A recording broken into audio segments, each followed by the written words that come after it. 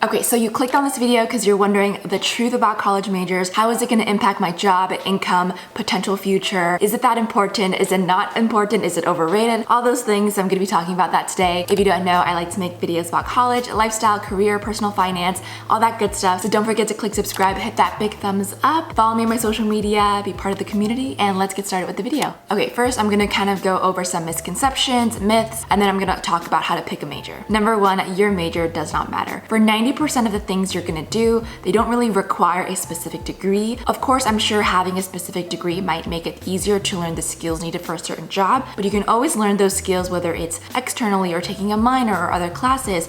For example, if you want to go to medical school, you don't have to be a bio, chem, physics major. You can be an English major, a drama major, business major, and then do the pre-med required classes on the side and still apply to medical school with no problem. Tons of people go into medical school without a biochem degree. They did pre-med on the side. Same thing with law school. Pick any degree you want that you really enjoy and you can really maximize your GPA. That's really the common theme with a lot of grad schools, is that you want a really good GPA. Dance, theater, chemistry, econ, history, computer science, and still go to law school, take the LSAT, have a good GPA, good letters of recommendation. So those are just two key examples that come to mind. And according to recent research, you know I'm all about that data, 62% of recent college graduates are working in jobs that require a degree, yet only 27% of college graduates are working in a job that even relates to their major. So what this really is saying that a lot of jobs are just looking for a bachelor's degree as kind of a way that they are benchmarking like a certain level of critical thinking, reliability, all that stuff. Of course, this is not a perfect way to do this because there's tons of qualified people who don't have college degrees, but unfortunately for a lot of big companies, this is kind of their way of like, okay, they just get the stamp of approval, at least they're gonna meet that first threshold. And for job and internship hunting, a lot of people will tell you the two most important things are networking, which is making sure you're meeting the right people. And this sounds really snaky and gross and like you have to wear a suit and tie all the time, but that means talking to your school alumni, just building a professional network that you can have people to be your mentors. LinkedIn, I can do a whole video about this. Reach out to a lot of your school alumni in different companies, shoot them a LinkedIn message, do this to like 100 people, and at least 10 people I'm sure will respond. It's kind of like speed dating. Not everyone's gonna like you. You're not gonna like everybody, but you're bound to find some winners in that process. Same thing with building experience. It's really important that regardless of what your major is, if you are a computer science degree but you're interested in, investment banking, then you are, working in financial systems, or you are learning Excel, or you have experience in working in wealth management or something that's related to finance, or have club positions that relate to that. So you show interest and you have kind of a pattern. Of course, early on when you're still not sure what you want to do, there's no need for a pattern, but the closer you get to junior, senior year of college,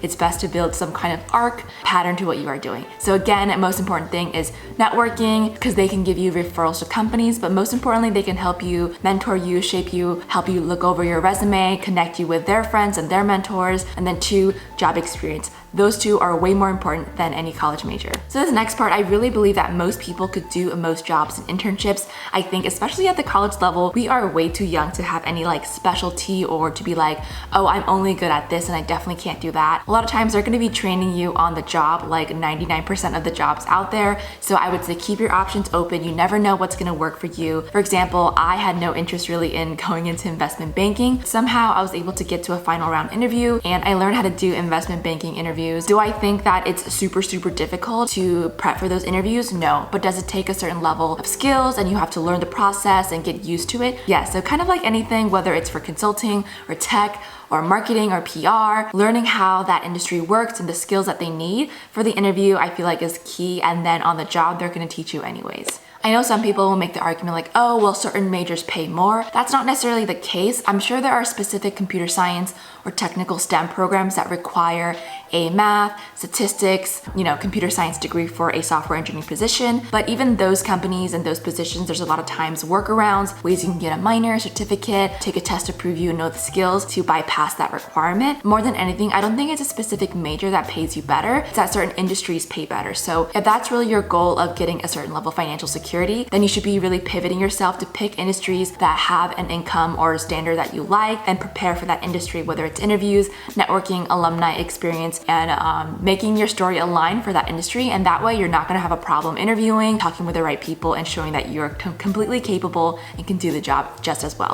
Okay, this part of the video, I'm gonna be going over how to pick a major. I know this is a really stressful thing because I don't know how they expect high school seniors that are 17, 18, even probably earlier when you are developing your college admissions essay, what they wanna do for the rest of their life. But again, that's ironic because your major doesn't even determine what you're gonna do for the rest of your life, but they paint it out to be some kind of career defining moment. And even in college, you're gonna change it once, twice, have doubts. So I'm here to help you not only figure that out much easier, but have realistic expectations so you are happy and fulfilled to your own standards. So the first thing I ask people is, what does your major mean to you? So everybody treats their major and their undergraduate experience differently depending on your background, privilege, socioeconomic class, and is it just to graduate? Is it to go into a specific field? Is it to make a specific income? Self-discovery, exploring a liberal arts moment? Is it just for fun? A license or certificate? Is it to get the highest ROI on your money? Go to med school, law school, grad school? I think these are really important because you can set healthy expectations for what you want your major to serve for you. For example, if you're going to any type of grad school, the most important thing probably is going to be a GPA. So do you want to pick a major that's going to be really, really hard on your GPA, or something that you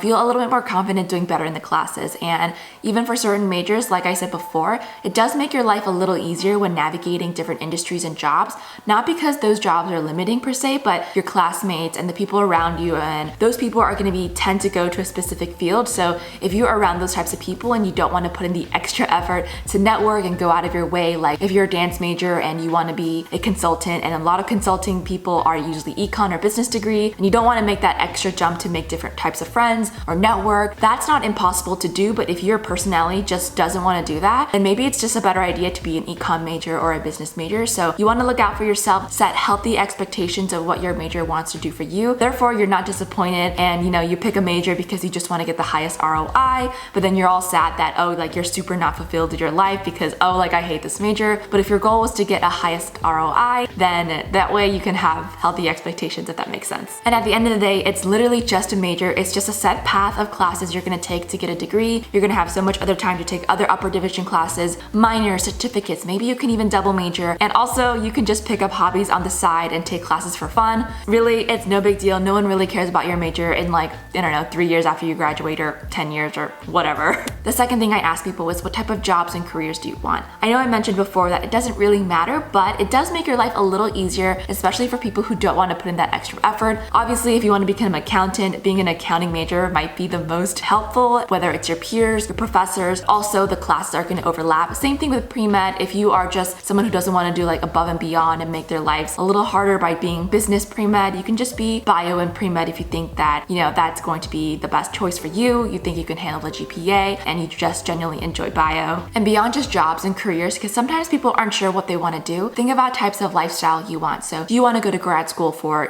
8, 10 plus years if you're going to medical school? Do you want to work in tech where you have more of a 9-to-5 job, a government job? Do you want to work for a private company? All these things, if you think about kind of general lifestyles, that also helps you whittle down what types of careers and majors those people tend to do. Again, it's never just concrete and you have to do this major to do that type of career and lifestyle. But if you're really lost, I think that also helps as well. Because at the end of the day, I want to make your life easier. So if all those things help you speak to your peers and your mentors and your classmates, and if you happen to be in the similar majors, why not? But you can also join clubs, organizations, and do something completely different from your major to branch out. But again, that is extra effort, and so it depends on if you want to do that or not. So the next thing I always ask people is, think about things that you are good at. Of course, you don't always have to be a major that you're good at, an expert. My goal for you all hopefully is to pass your classes, so I never want you guys to go into a major that you absolutely feel like isn't for you. But think about what you're good at, not just class-wise, but also types of learning environment, classroom sizes. Obviously, STEM stuff, it's mostly lecture and exams and labs, but more humanities majors, it's discussion, essays, Socratic seminars. So what type of learning best is for you, and how those learning environments are going to help you succeed and also be most fulfilled. Things like analytical thinking, critical thinking, creative thinking, visual thinking, all those things of course are really universal and they go for a lot of different types of majors, but certain majors definitely focus on different things more.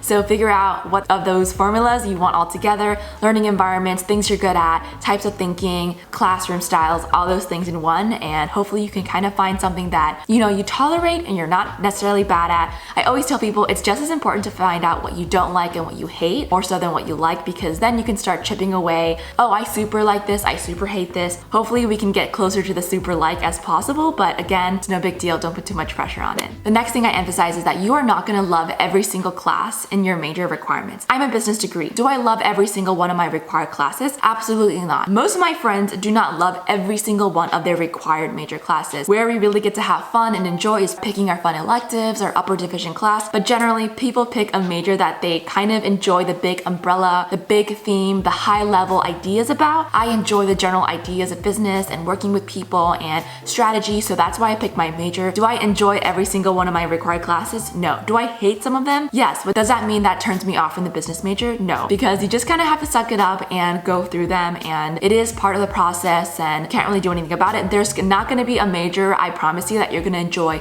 every single class, that you're gonna enjoy every single professor, every single textbook. You're just not gonna like everything. So don't feel like torn and heartbroken when you're like, oh my gosh, I'm a business major, but I hate my accounting class or I hate my finance class. That's okay, because you enjoy your marketing classes or your strategy classes or your nonprofit communication classes. So there really is no perfect major. It's just an umbrella bucket of ideas that you chose. Last but not least, I know I sprinkled this across the video, but if you are interested in different classes or interests, you don't have to be a major in it. You don't even have to be a minor in it. You don't even have to get a certificate in it. You can just take the classes for fun, and it doesn't even have to be at the university. If you feel like venturing out, you're wasting tuition money, you can always audit classes, so you just sit in classes for free. You could also take classes online for much cheaper prices like Skillshare and Masterclass. There's a lot of things online, and for free there's so many things on YouTube you can do to learn how to code, how to design, how to do consulting, how to do investment banking, a lot of things, and who knows, maybe those skills add up enough for you to change your major or a minor, or maybe you want to go into that field instead, but you definitely don't have to take classes on campus, nor do you have to become that major or that minor. Thank you all so much for watching. Don't forget to click subscribe, like this button,